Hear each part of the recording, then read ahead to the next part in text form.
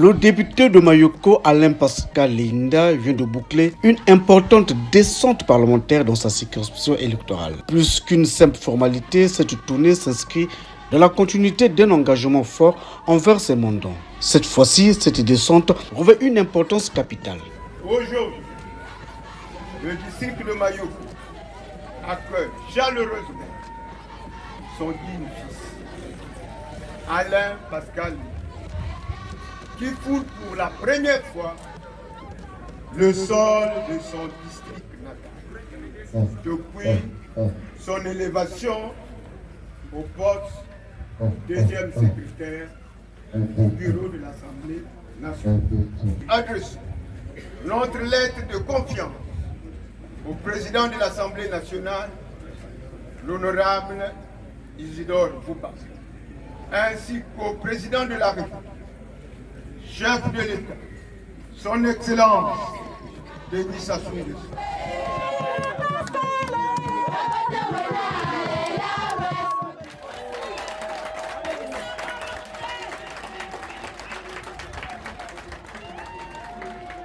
Les esprits de nos ancêtres vous accompagnent dans toute votre entreprise. Rien et rien n'aggravera votre vie. C'est l'une des grandes missions des députés que nous sommes. Un député qui est coupé de sa base, de ses mandats, n'en est pas un. Ça, il faut que nous le disions. Et donc, c'est le respect simplement des attributions qui sont celles d'un député que je suis. Et la particularité de cette descente parlementaire, depuis le 7 janvier 2025, mes collègues députés ont fait de moi deuxième secrétaire du bureau de l'Assemblée nationale. Il fallait que je descende à Mayoko, particulièrement pour cette occasion, remercier les populations de Mayoko qui m'ont fait confiance pour que je sois leur député à l'Assemblée nationale. C'est l'occasion que je saisis pour remercier tous mes collègues députés qui ont fait de moi deuxième secrétaire du bureau de l'Assemblée nationale. Mon parti politique, l'UPADS, avec à la tête le camarade Pascal Satima Bialas, son premier secrétaire, qui a proposé ma modeste personne à cet endroit. Je remercie le président de l'Assemblée nationale, l'honorable président Isidore Bouba, qui a bien piloté, mené cette session extraordinaire au cours de laquelle j'ai été élu deuxième secrétaire du bureau de l'Assemblée nationale. Et enfin, je remercie, il faut le dire, tout ceci se fait parce qu'il y a la stabilité des institutions. C'est l'occasion de remercier celui qui incarne au plus haut niveau toutes ces institutions. J'ai cité Monsieur le Président de la République, chef de l'État.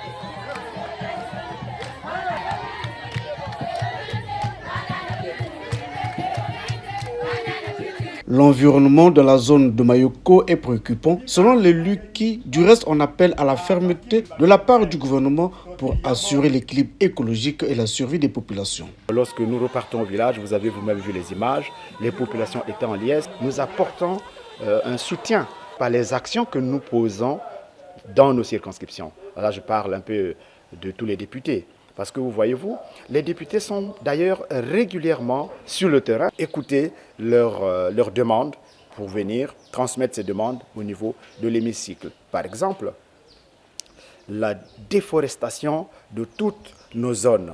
Par exemple, la pollution de l'environnement, la destruction des rivières, la destruction des forêts à Mayoko pour l'extraction de l'or de manière artisanale. Nous exigeons que ces sociétés, qui ont bien entendu la liberté d'exploiter l'or plutôt, c'est beaucoup plus l'or, parce que la société Ulsan Mining, la grande société qui exploite les mines de fer à Mayoko, est en règle.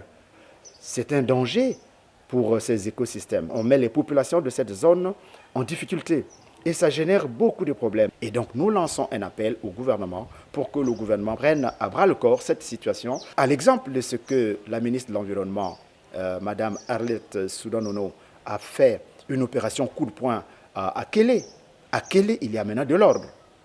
La même opération s'est poursuivie à Dimonika, dans le Kwilu. Ça a créé de l'ordre. Alors, les populations de Mayoko, par ma voix, interpellent le gouvernement pour que le gouvernement vienne régler définitivement cette question. Les questions sociales et éducatives n'ont pas été négligées.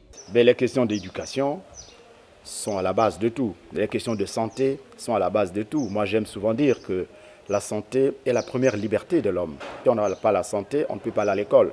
C'est vrai qu'à Mayoko, il y a 2 médecins. Mais les médecins qui sont à Mayoko, puisque Mayoko devient un district sanitaire depuis bientôt un peu plus de 2-3 ans. Mais un district sanitaire sans support, un district sanitaire sans médicaments, un district sanitaire sans plateau technique représente quoi? Il est opérationnel depuis longtemps. Maintenant, il faut qu'il soit efficace. Et donc, ces questions de santé se posent toujours avec acuité. Au carrefour de Mungundu Nord et Mbinda, il y a un petit village qui s'appelle Mayokogar. Je suis en train de construire un poste de santé qu'on va inaugurer dans les jours qui suivent. Nous disons que le gouvernement s'efforce à rapprocher l'école des élèves.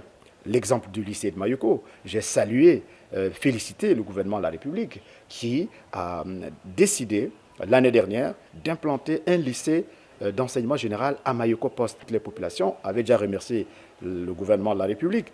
J'insiste, je réitère ces remerciements au gouvernement de la République, mais il faut maintenant qu'on continue à prêter attention à la manière dont ces enseignements devraient se faire, par l'envoi des enseignants, par l'envoi des enseignants qualifiés bien sûr, par l'envoi des fournitures scolaires.